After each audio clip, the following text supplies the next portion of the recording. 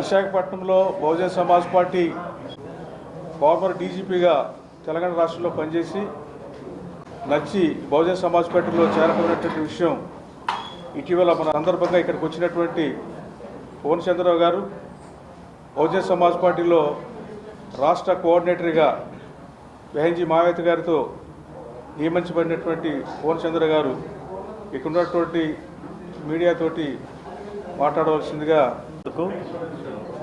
నన్ను నియమించినందుకు బెహెన్జీ కుమారి మాయావతి గారికి నా ధన్యవాదాలు తెలియజేస్తున్నా. నాతో పాటు పనిచేస్తున్నటువంటి రాష్ట్ర అధ్యక్షులు పరంజ్యోతి గారు తదితర మిత్రులందరికీ శుభాభివందనాలు. ఈరోజు ఇక్కడికి నాకు ఉత్తరాంధ్ర రావటం చాలా ఆనందం కలిగింది. ఎందుకంటే గతంలో నేను ఇక్కడ 2 జిల్లాల్లోనూ పనిచేసిన, ఇటు విశాఖపట్నం అటు శ్రీకాకుళం. ఈ జిల్లాలన్నీ కూడా వాతావరణం ఎట్లా ఉంటుందంటే ఇవన్నీ బహుజనుల జిల్లాలు. ఇవి రాష్ట్రాన్ని ఏలేటువంటి కులాలు ఏవైతే 2 ఉన్నాయో ఆ 2 కులాలకి సంబంధం లేని జిల్లాలు ఈ బహుజన జిల్లాలు. అయితే ఈ బహుజన జిల్లాలు బహుజనుల చేతిలో ఉన్నాయా, ఎవరి చేతిలో ఉన్నాయో మనం ఈ రోజున ఆలోచించాలి. ఈ రోజునున్న పరిస్థితులు ఎట్లా ఉన్నాయంటే రాష్ట్రంలో 2 కమ్యూనిటీస్ మధ్య, 2 కులాల మధ్య, 2 పార్టీల మధ్య విపరీతమైన సంఘర్షణ వాతావరణం కొనసాగుతుంది. రాజకీయ వ్యాపారం కొన్ని వేల కోట్ల రూపాయలతో సాగుతుంది. ఆంధ్రప్రదేశ్ రాజకీయాలు చాలా పనికిమాలిన రాజకీయాలుగా తయారైనాయి. కొన్ని రాష్ట్రాలతో మనం కంపేర్ చేసుకుంటే మన రాష్ట్రంలో రాజకీయం అనేది చేయాలంటే కోట్ల రూపాయలు కావాలి. ఇక్కడ కోట్లు ఇచ్చి ఓట్లు కొనుక్కుని రాజకీయాలు చేస్తున్నారు. ఇక్కడ ధనవంతులే రాజకీయాల్లో ఉండగలరు, ధనవంతులైన కులాలే ఉండగలవు. ఇక్కడ ఈ రాష్ట్రంలో జరుగుతున్న అరాచకమైన పరిస్థితి ఏంటంటే, అప్రజాస్వామికమైన పరిస్థితి ఏంటంటే, ఇక్కడ ఉన్నది democracy is for the cast, by the cast, of the cast.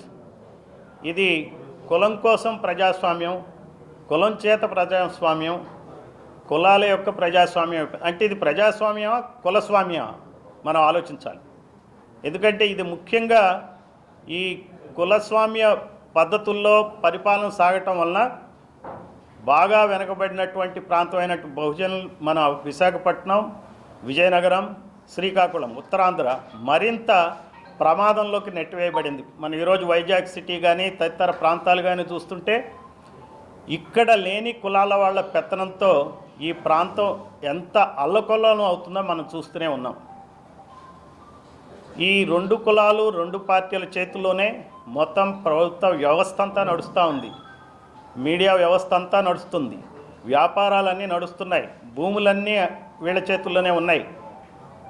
మిగిలిందంతా ఏముందా అంటే చిన్న చిన్న ఉద్యోగాలు, క్లాస్ 4 ఉద్యోగాలు, ప్రైవేట్ ఎంప్లాయ్మెంట్లో కూడా క్లాస్ 4 ఇస్తారు ఇక్కడ బహుజనులకు. అంతేగాని అక్కడ మేనేజ్మెంట్ సీట్లో కూర్చునేది మాత్రం ఆ పై కులాల వాళ్ళే. మన రాష్ట్ర అసెంబ్లీని తీసుకుంటే మొత్తం మన అసెంబ్లీలో రెడ్లు 50 మంది ఎమ్మెల్యేలు ఉన్నారు, 17 మంది కమ్మాస్ ఉన్నారు.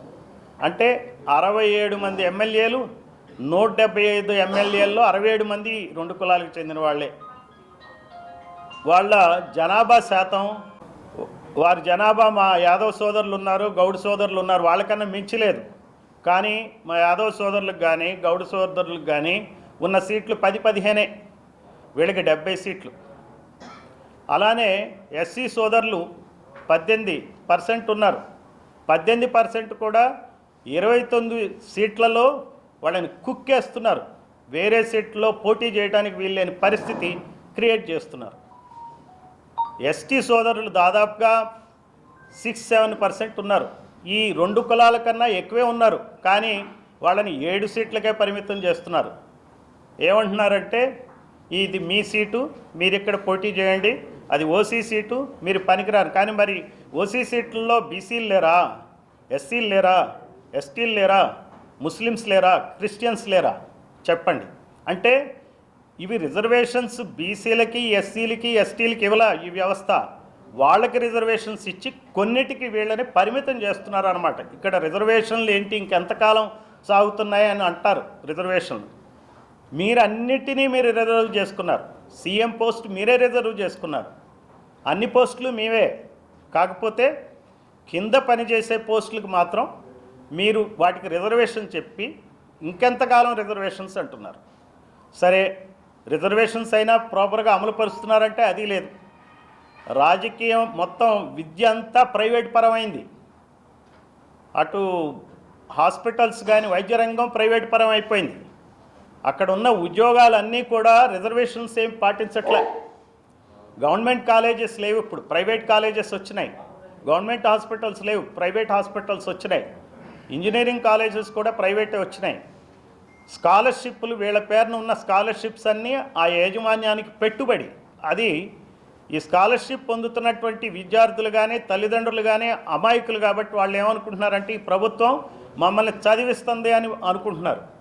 ప్రభుత్వం మిమ్మల్ని చదివించట్లా, పిల్లల్ని చదివించట్లా. పిల్లల్ని ఒక వ్యాపార సంస్థలోకి పంపించి వాళ్ళకి బొటాబొట్టి డిగ్రీలు ఇచ్చి ఆ డబ్బులు వాళ్ళ చేతుల్లో వేసుకుంటున్నారు, వాళ్ళ జేబుల్లో వేసుకుంటున్నారు. అక్కడ 10 ఎకరాల స్థలం కొని ఒక ఇంజనీరింగ్ కాలేజీ కడితే ఒక్కొక్క ఇంజనీరింగ్ కాలేజీ ఈ రోజున ఎకరం 10 కోట్ల చొప్పున 100 కోట్ల విలువైంది.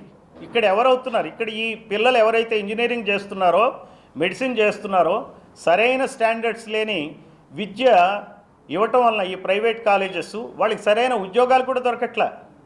చాలామంది ఇంజనీర్లైన పిల్లలు, ఇంతమంది ఆధిపత్య కులాలు, ఈ 2 కులాలకు సంబంధించిన వాళ్ళు 70 మంది ఎందుకు ఒక్కొక్కళ్ళు 20 కోట్లు 40 కోట్లు ఖర్చు పెట్టి ఎలక్షన్లో కంటెస్ట్ చేస్తున్నారో కూడా ప్రజలు ఆలోచించాలి.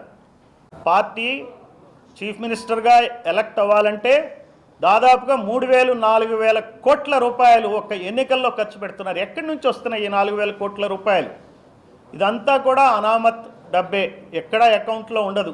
ఓటర్లకు వెదజల్లే డబ్బంతా కూడా క్యాష్ రూపంలోనే వెదజల్లుతున్నారు. ఈ డబ్బులన్నీ ఎక్కడి నుంచి తెస్తున్నారు? అవినీతి గురించి వీళ్ళు మాట్లాడటం ఏమిటి? చాలా ఆశ్చర్యకరమైన విషయం. ఒకళ్ళ మీద ఒకళ్ళు నిందారోపణలు చేసుకుంటున్నారు. ఎవరు నిందిస్తున్నారు? ప్రజలకి ఒక రకమైన చిత్రమైన పరిస్థితి క్రియేట్ చేశారు. వీళ్ళిద్దరూ కొట్టుకోవడం వలన ఈ 2 వర్గాలు, 2 పార్టీలు, 2 కులాలు కొట్టుకోవటం వలన ప్రజలు 2 శిబిరాలుగా మారిపోయారు. బీసీలు ఒక పార్టీ అని, ఎస్సీలు ఇంకొక పార్టీ అని, ముస్లిమ్స్ ఇంకో పార్టీ అని, ఇట్లా ఎస్సీ, ఎస్టీ, బీసీ మైనారిటీలని, ఓటు బ్యాంకుల్ని విడదీసి వీళ్ళు పంచుకుంటున్నారు. ఈ ఓటు బ్యాంకులతో జరిగేది ఏంటి? ఈ ఓటు బ్యాంకుల్లో ఉన్న ఓటీపీ అంతా వాళ్ళ దగ్గరే ఉంది. ఆ ఓటీపీలు వాడుకుని లక్షల కొలది, కోట్ల కొలది ఓట్ బ్యాంక్ అకౌంట్ల నుంచి డ్రా చేస్తున్నారు. తీరా ఇచ్చేది ఏమిటంటే ఒక 1000, 2000, 10,000 ఇవ్వటం. అంటే మన అకౌంట్లోంచి వాళ్లే డబ్బులు డ్రా చేసుకుని అందులో ఒక తులమో పళమో ఇచ్చి మనకేదో మేలు చేసినట్టు భావిస్తున్నారు. ఏ రాష్ట్రంలో కూడా ఇంత భయంకరమైన ఎలక్షన్ ప్రాసెస్ లేదు. ఇది ప్రజలందరూ గుర్తించాలా, బహుజనులందరూ గుర్తించాలా. మన ఓట్లని ఎలా వాళ్ళు కోట్లుగా మార్చుకుంటున్నారో గుర్తించాలా. కాన్షీరామ్ గారు అందుకనే ఆయన ఏం చేశారంటే పార్టీని స్థాపించినప్పుడు బహుజనులు చైతన్యంతో ఈ విషయం గుర్తుపెట్టుకోవాలి. ఓట్ దో నోట్ దో అనే కార్యక్రమాన్ని చేపట్టారు. ఆయన ఎమ్మెల్యేలు కంటెస్ట్ చేయాలంటే ఎక్కడి నుంచో డబ్బులు తీసుకోవాలని లేదు. ఆయన అన్నది ఏంటంటే ఓటర్ దగ్గర నుంచే ₹1 తీసుకుంటే ఆ ఓటర్ ఖచ్చితంగా మన పార్టీకి వేస్తాడు. ఇక్కడేమిటంటే ఓటేసిన వాళ్ళకి ₹1,000 ఇచ్చి తీసుకుందామని, దండుకుందామని చెప్పి ఈ రాజకీయ నాయకులు చూస్తున్నారు. సో అదే కాకుండా ఈ పార్టీ ఎట్లా పనిచేస్తుందో బహుజన్ సమాజ్ పార్టీ కూడా మీకు చెప్పాలనుకుంటున్నా. ఎటువంటి కార్పొరేట్ ఫండింగ్ లేని పార్టీ, ఎలక్టోరల్ బాండ్స్ తీసుకొని ఏకైక పార్టీ బహుజన్ సమాజ్ పార్టీ. అందుకే నాకు నచ్చింది, ఈ పార్టీలో ఉన్న పద్ధతులు నచ్చాయి. ఈ పార్టీలో సెంట్రల్ నిధులు రావు. ఇక్కడ ఏదైనా ఒక పార్టీ ఉందంటే పైనుంచి పోస్టర్లు అన్నీ, ఒక బహిరంగ సభ ఉందంటే డబ్బులు పంపిస్తారు. దాని మీద వీళ్ళు జనాల్ని పోగు చేస్తారు. పెద్ద పెద్ద బహిరంగ సభలు పెడతారు. ఆ బహిరంగ సభలు ఎంత హాస్యాస్పదం అంటే వాళ్ళే బిర్యానీలు ఇచ్చి, లిక్కర్ ప్యాకెట్లు ఇచ్చి, బస్సుల్లో జనాల్ని ట్రాన్స్పోర్ట్ చేసి వాళ్ళ ముందు వీరావేశంతో ప్రసంగిస్తారు. మేం న్యాయం చేస్తున్నాం, మేం న్యాయం చేస్తున్నాం, వేరే వాళ్ళు అన్యాయం చేస్తున్నారని ఒకళ్ళనొకళ్ళు నిందించుకుంటూ మనల్ని బలిపశువులుగా చేస్తున్నారు. ఇది బహుజనులు ఖచ్చితంగా చూడాలి. ఈ మెయిన్ కమ్యూనిటీ ఫార్వర్డ్ కాస్ట్లో కూడా 2 కమ్యూనిటీస్ తప్పితే మిగిలిన కమ్యూనిటీస్ పొజిషన్ కూడా దయనీయంగా ఉంది. వాళ్ళు కూడా ఈ ఆటల్లో పావులుగా మారారు. ఎవరికి కూడా రాజ్యాధికారం సిద్ధించలేని పరిస్థితుల్లో తయారైంది. సో ఈ పార్టీలు నడపటంలో కూడా చాలా డబ్బు ట్రాన్సాక్షన్స్ ఉన్నాయని చెప్పడానికి ఎలక్టోరల్ బాండ్సే నిదర్శనం. బీజేపీకి 6-7 వేల కోట్ల ఎలక్టోరల్ బాండ్స్ ఉన్నాయి, కాంగ్రెస్ పార్టీకి ఎలక్టోరల్ బాండ్స్ ఉన్నాయి, వైసీపీకి, టీడీపీకి, అన్ని పార్టీలకు ఎలక్టోరల్ బాండ్స్ తీసుకుంటున్నారు. 100 కోట్ల రూపాయలు, 1000 కోట్ల రూపాయలు తీసుకోండి. ఉత్తి పుణ్యానికే డబ్బులు ఎవరిస్తారు చెప్పండి పార్టీలకి?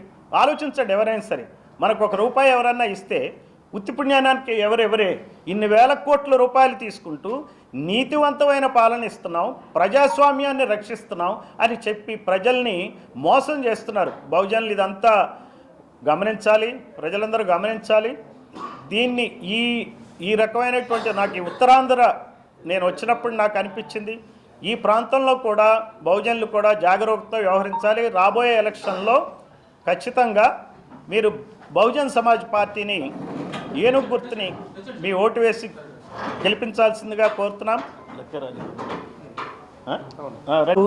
ఈ ఏరియాకి బహుజన్ సమాజ్కి పార్టీకి ఆయన ఎంత నీతిమంతులో, ఎంత కార్యశూరులో, ఆయనే మా మోడల్.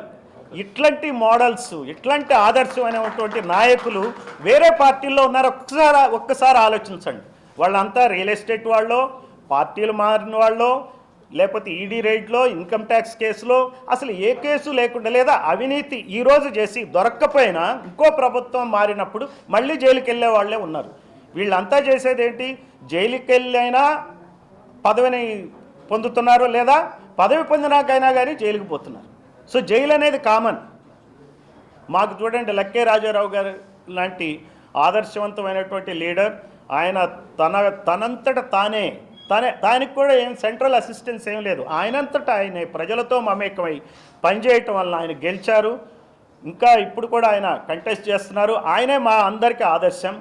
సో నేను అనేది ఏమంటే, ఈ బహుజన్ సమాజ్ పార్టీ ఈ ఎన్నికల్లో ఉత్తరాంధ్రలో మన వాళ్ళు, మన కమ్యూనిటీస్, ఇక్కడ బహుజన కమ్యూనిటీస్ ఎవరైతే ఉన్నారో వాళ్ళే కంటెస్ట్ చేస్తారు. కాబట్టి వాళ్ళకి మీ విలువైన ఓటుని వేసి ఈ పార్టీని గెలిపించాల్సిందిగా కోరుతున్నాం. ఇంకొక పాయింట్ కూడా చెప్తాను. మనకి మీరు ఎన్ని ఓట్లు వచ్చినా, ఏదొచ్చినా మాకు రూపాయి ఖర్చు లేకుండా వచ్చే ఓటు, అది చాలా విలువైన ఓటు. ఆ ఓటు వేస్ట్ కానే కాదు, మీరు గుర్తుపెట్టుకోవాలి. ఈరోజు 4000 వచ్చినా, 5000 వచ్చినా, కాన్స్టిట్యున్సీకి 10,000 వచ్చినా గెలవాల్సిన వ్యక్తి ఓడిపోయే ఓటు వేసి ఈ పార్టీకి వేసినట్టే.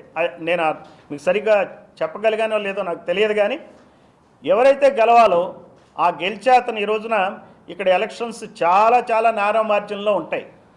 అంత ఈజీ కాదు గెలిపి. ఎవరికి వాళ్ళే క్లెయిమ్ చేసుకోవచ్చు. కానీ 4000 ఓట్లతో, 3000 ఓట్లతో, 2000 ఓట్లతో పోయే సీట్లు చాలా ఎక్కువ. అందువల్ల మా పార్టీకి వేసే ఓట్లు ఏవైతే ఉన్నాయో 4000, 5000, 10,000 అవి ఖచ్చితంగా గెలిచే పార్టీని ఓడించే ఓట్లు.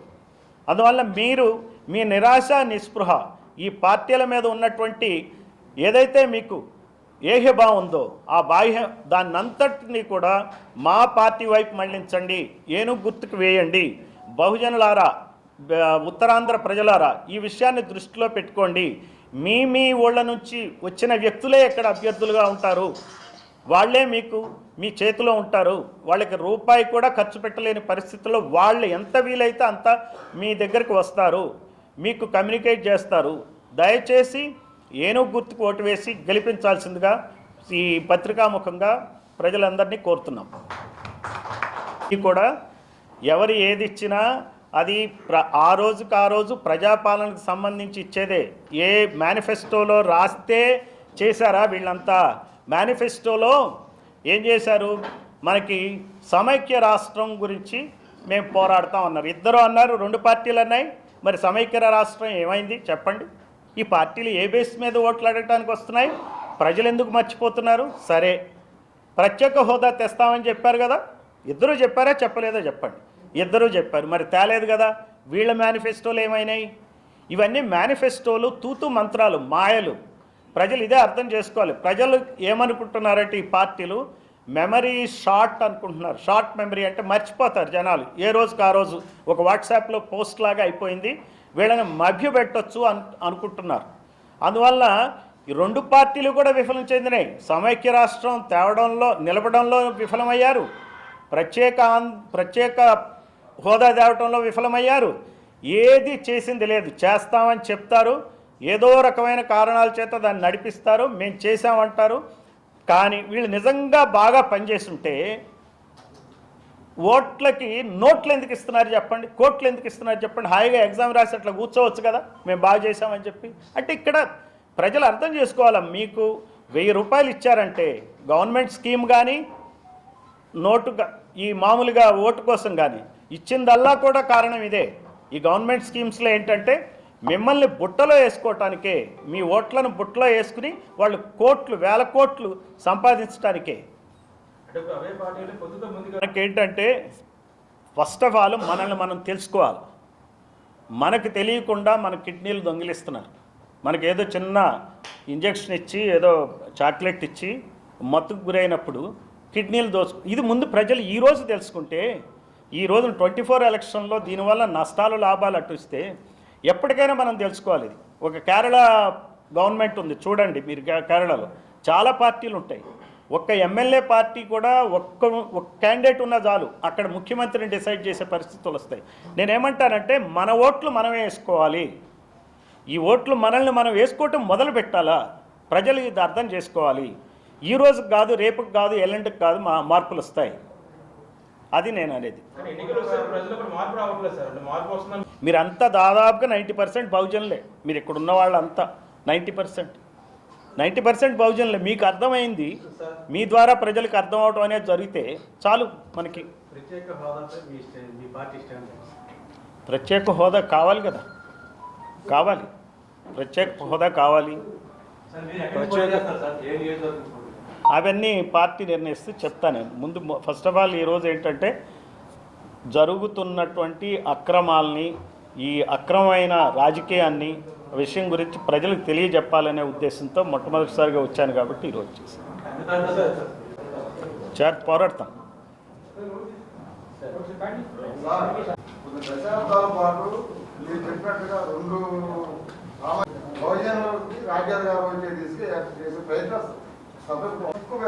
ఎప్పుడే ఏదైనా సమస్య ఉందనుకోండి,